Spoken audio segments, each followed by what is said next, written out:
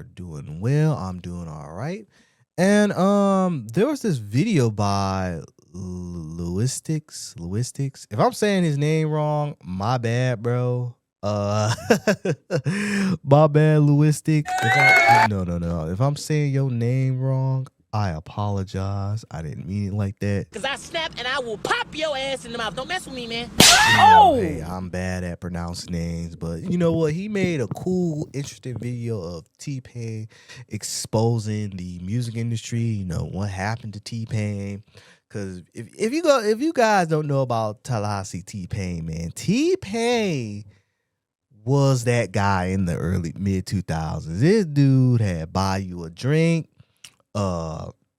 shoddy, kiss. This dude was everywhere in the music industry.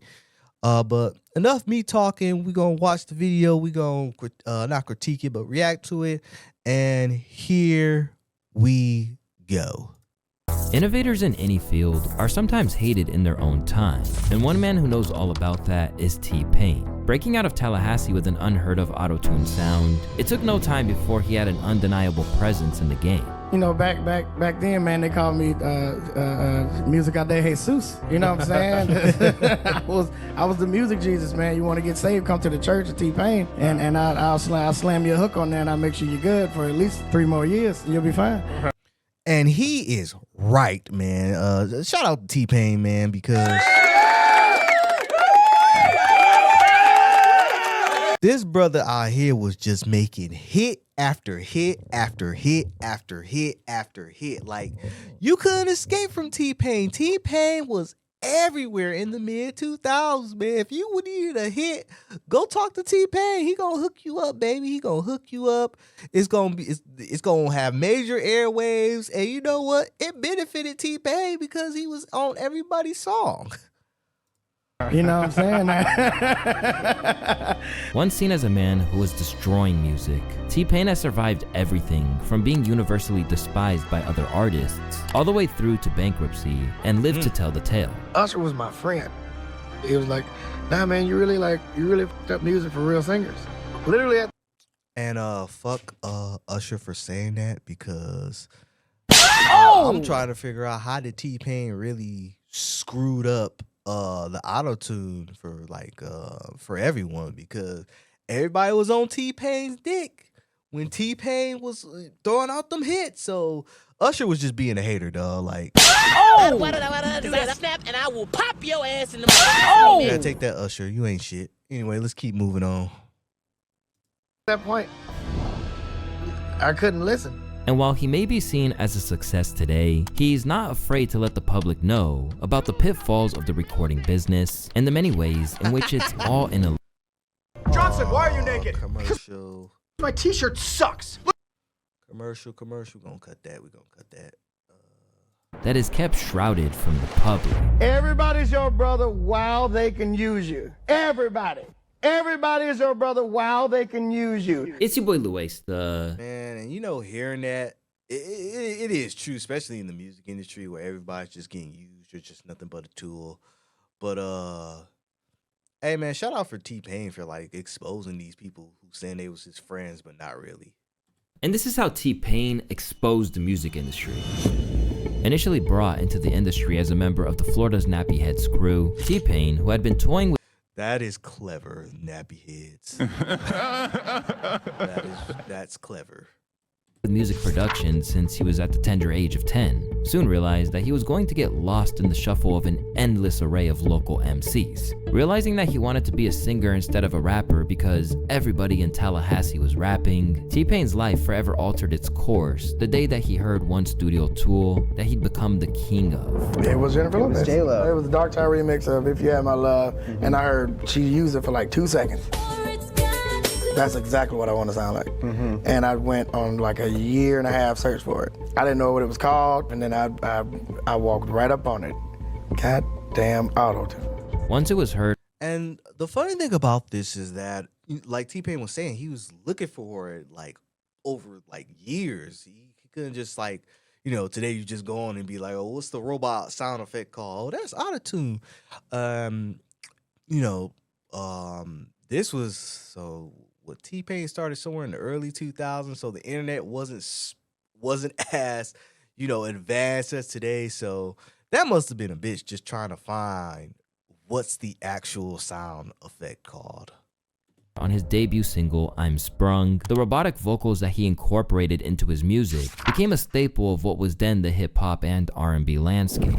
However, there was a misconception that Pain used it as a crutch to make up for his lack of vocal talent, when in fact, he enlisted it as a stylistic element to his music, and would prove it years later when he finally unveiled his real voice in all its glory on The Masked Singer. But long before he was capable of proving that, T-Pain was the poster boy for a sound that received Also, it took me years to find out that, oh yeah, T-Pain can actually sing, especially when he did the Death concert, and people were shocked like me, like, oh dang man, T-Pain, this brother got the vocals, man.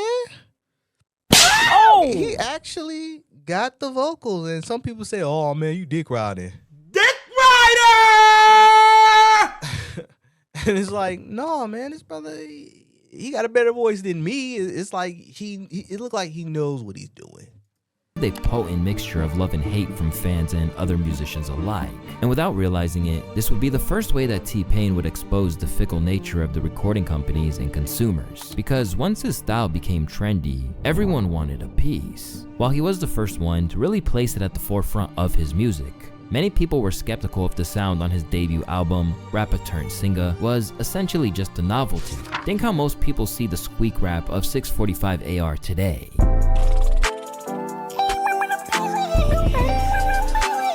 Bro, that is crazy if you compare the auto-tune to the squeaky voice. Like, that is so disrespectful, dog. Like, come on, man. It looked like T-Pain actually cared about using this tool to say, hey, I'm gonna use my voice with this auto tune, make the music sound really great, sound amazing. Like that squeaky voice you just heard. Like, nah, man. I disagree on that comparison, but carry on. With T-Pain still a newcomer in the game, someone else had to legitimize his patented sound. And looking back, he credited a rapper you wouldn't necessarily expect with making it acceptable. And in Pain's view, the sense of someone else having to take what he does and make it cool has been a recurring trend in his career. Was there any resistance? Oh, that's all it was. It was only resistance until somebody cool did it. Who did that? Who made it cool? Snoop. Snoop did it. Then it was totally fine. Everybody was like, okay, I guess we can listen to it. Isn't that funny, man? How like you look at something back and like today, no one would believe that you went through resistance. Yeah. But at the time, I remember that it was nuts. It's incredidible. It's incredible. I just went through it again. I did a hook in 2014. Erica Banks picked up the hook in 2020, it had to be, or 2019 or 2020. She put the song out, Erica Banks, T-Pain. Not really anybody paid attention to it. Glorilla just found the same hook. The one that I'm. Let's be real. That is crazy because that auto-tune been used since the 80s. And I don't know if my man's in the videos said anything about it, but there is another artist who used auto-tune heavily back in the 80s. And that has to be Roger and Zapp. So if you don't know anything about Zapp, man, hold on. Let me I only play a little bit of it. Hold on. Yeah, this is Roger and Zapp. More bounce to the ounce. I think this came out in 81. This guy was heavily using auto-tune, and he made classics. Rest in peace to Zapp. Roger. That's all I can play. I am not gonna get a copyright strike from YouTube. Oh no, that's all you gonna get from me, but yes, man. Shout out to Zapp, Roger, man. Rest in peace. Because he was using auto-tune in the 80s, and man, he was just making hit after hit. Even when his heyday was over in the 90s, man, people in the 90s was trying to pay him like thousands upon $10,000 just to be like, hey man, can you add the robot voice sound effects? So like a song called California Love. California. knows how to party in the city. I'm gonna move on. Oh, hold on. Found it. Yeah, I didn't even know that T-Pain helped Kanye's first 3 albums. See, those albums is fire though. I gotta go re-listen to the College Dropout. Like that was one of the first Kanye West albums. I was like, okay, this is something special. His whole album. I just flew in last night from Hawaii, working. T-Pain told MTV on the set of Sierra's Go Girl video, his whole album is crazy and is definitely a different kind of Kanye. As far as Love Lockdown goes, he did that whole thing himself. He just had me in mind. 808s is really all Kanye. I'm just here to keep it from sounding adult contemporary. But even though Kanye actively called upon Oh yeah, and The Good Life. Remember that song, Good Life? Welcome to the Good Life. Like that song was awesome, man. Like they use what the PYT, Michael Jackson's PYT, and then they slowed it down and it sounded amazing. It's like, see, that's what I'm talking about, man. Like, make a classic song. You don't have to do too much to it. They just slow down the tempo and it sounded amazing, man. Oh my God. I wish I could play that song, but I can't. T-Pain for help, that didn't mean he had to respect him. And as he recalled, Ye was dissing him during the recording process. There was many times when I was working on 808s and Heartbreaks with him. He came up with this song for me, and it wasn't a good song. It was basically describing how whack my ideas was that I was coming up with, and he made everybody in the studio join in with him to sing the song like T-Pain shit is weak. Like it was real, like it was actually pretty lyrical. I actually thought he should have put that on the record at some point. But it would have been a diss record, so I thought that was pretty fucked up. But I mean, it was fun until that song started happening. Soon after, So was he just disrespecting T-Pain in front of him? That sounds weird. Like, why would you even make a lyrical song like that? Like, especially if he making you hits. That's weird. I don't know. It sounds weird. 808s and Heartbreak would push autotune to a level of mainstream popularity that it never had reached before. And as the sound exploded, demand for T-Pain's approach increased just as quickly. That surge translated into an overwhelming number of feature requests. While features can be beneficial, T-Pain later explained that they also come with trade-offs. Okay, let me stop it right here, man. T-Pain was featured everywhere from 2006, was it 2006 or 2007 when he started, up to the 2010s. Like this, like he was on everybody's goddamn song, from Soulja Boy, Plies, Chris Brown. Hell, he had that song called Shawty, man. Shawty. Wait, who? Yeah, that was Plies, man. That was a good song, man. Hold on, let me play it real quick, man. That's man, bro. Oh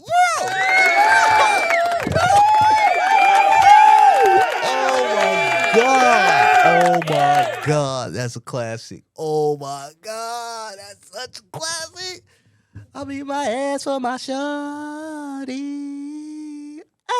Oh man, bro, if you was a high schooler in the 2000s, bro, dog, man, you feel like you was the shit, man. I feel like I was the shit listening to T-Pain, bro. Man, you could never escape from that, man. I remember they was playing his videos, like, they was just playing T-Pain stuff, like, just constantly. Especially if you was a high schooler, man. I know the club was bumping, man. The club had been bumping, man. Even if you look ashy or lame, you know they was gonna play some T-Pain, man. Man. Oh my God, dog. I'm going, man. I'm sorry, y'all, but this took me back from high school. My high school days of just listening to T-Pain, man. Shawty. Oh my God, dog. There's like a list of early 2000 hip hop. Oh my God, man. Somebody said we were such in a rush to grow up. Now we're sitting here want to go back to these days. I know, man. Those were the days, man. Those are the days, especially with Millennial and when the MySpace days was popping up. Like, yo, dude, I think I remember I had my MySpace page, had Shorty on there, had the little hat to the side, looking like a fake T.I., having them long, super dressed white tees. Oh, I thought I was so cool. I was like, dude, you are a lame. No, you're lame. It's okay to be a nerd. I was trying to fit in with everybody. Yuck in my white tee. Yuck in my white tee. Oh my god, it's taking me back. It's taking me back. Okay, let's get back to T-Pain. Let's get back. Woo! Ooh. In an interview with The Fader, he broke down how collaborating often requires sacrificing parts of your own identity in order to fit someone else's record. As he put it, when I get on a song with somebody else, it's not the T-Pain that you would hear by myself. For him, features weren't about repeating the same formula, but about adapting to someone else's creative space. Many of them only needed certifications such as the ISC2 or CompTIA to be able to get the job. You're ruining it. You're ruining it. Explain that this constant adjustment is what makes features challenging and why many artists struggle with them. When you get pigeonholed into a certain style, it lessens your ability to do features. He said, adding that artists who refuse to change or conform often find their opportunities limited. What separated T-Pain was his flexibility. I feel I agree, because T-Pain's flexibility was just amazing. It could have been a weakness, but he was able to adapt to everyone's style. And it was like, dang, okay, he can keep up with my style. He could do this, that. He could go slow, fast, mid, certain tempo. So like listening to those songs, it's just like, yeah, T-Pain was able to keep up. He just wasn't a one-trick pony. Oops, sorry. No. like the ability that I have to match an artist and really compliment the artist is a big part in me doing features, he explained, while noting that many artists remain stuck in their ways. That adaptability made him one of the most sought-after collaborators in the industry. During his initial run, the demand— Yeah, man, again, T-Pain was everywhere in the mid-2000s, man. You could not escape his music. Sound like a broken record, but it is true. Like, you couldn't escape from this man. It was like, even if you didn't like hip-hop or pop, he was there. He was somehow there. and was constant. His phone rang daily, with DJ Khaled being one of the most frequent callers. T-Pain recalled Khaled sending beats late at night and insisting on immediate turnarounds, sometimes asking for vocals to be recorded and returned the same night so the song could be released the next day. Could you imagine if somebody called you at 3 a.m. and said, hey man, we're doing this new music video, not music, but we got this song I want you to look out. Sorry, I'm tongue twisted. We got you this song that you should check out because you add some vocals to it. And, you know, T-Pain, he always said yes. I don't think he ever said no to a project, but hey, kudos to that guy. They say you make hay while the sun shines, and when T-Pain was in demand, he took every opportunity possible, working with everyone from his label boss Akon to Chris Brown, Jamie Foxx, Plies, Flo Rida, Lil Wayne, The Lonely Island, and more. But that degree of request for his services had its problems that anyone in the industry would face if they were that hot at one point. For one thing, it led to some serious sacrifices in his personal life. So, like, damn, bro, I wonder how many times, like they said, man, his phone must have been just blowing up. Like, hey, man, can you do this? Can you do X, Y, Z? Because he could have just walked away from him and said, fuck all this, I'm out. Excuse my language, but bump all this, I'm out. And buy you a drink obviously took you to another atmosphere. Yeah. Now, what was the story behind that? Man, I actually didn't want to do It's a trick, nigga, buying a bunch of drinks for people. You said you did. Damn.